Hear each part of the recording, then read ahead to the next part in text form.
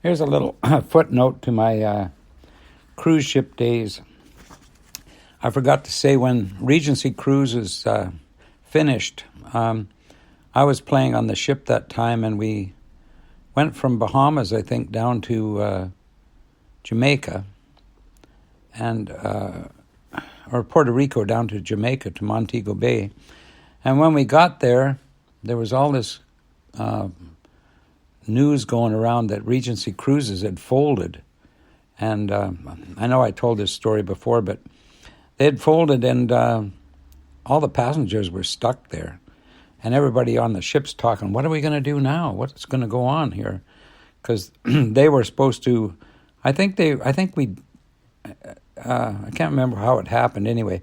So what they had to do is they had to fly all the passengers home to their wherever they came from, because they went bankrupt, the Regency Cruises company.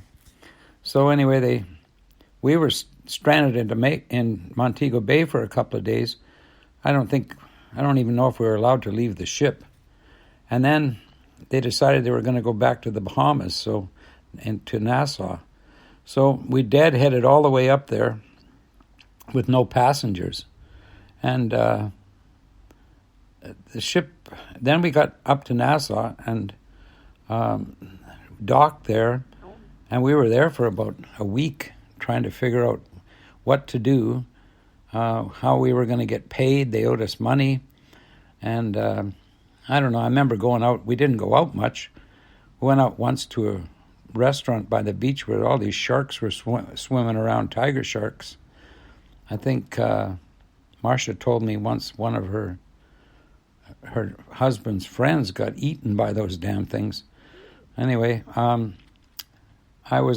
we were stranded there, and the whole ship went all to hell because there was no power structure anymore, and there was like 60 people from I don't know how many different countries, lots of them, and from all down in the bowels of the ship where the workers lived, and so there was black people, Chinese people, I don't know, every kind of race, South Americans.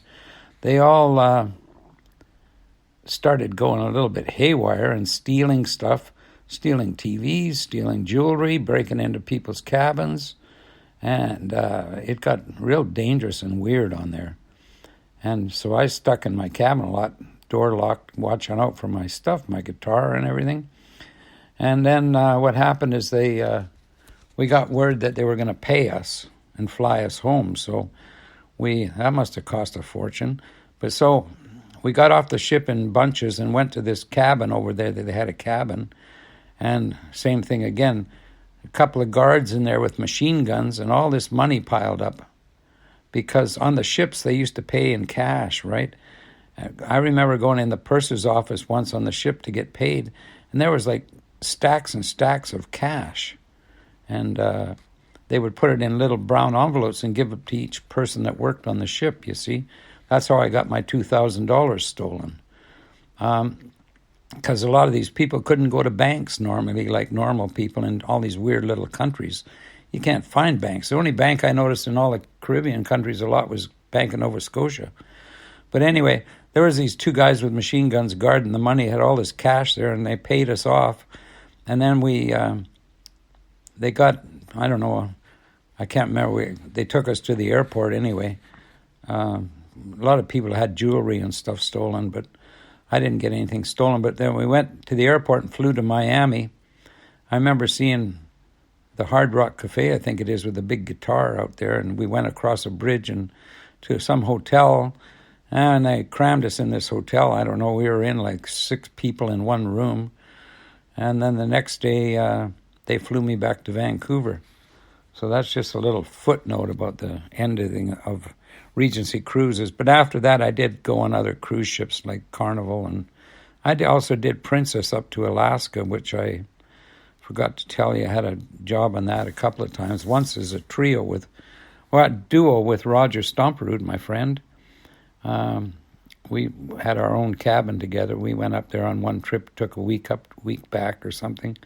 And then I did it by myself in a lounge in the front of the ship once, which was a rather boring gig. I don't think the boss liked me because I didn't play enough classical music or something. That was Princess Cruises.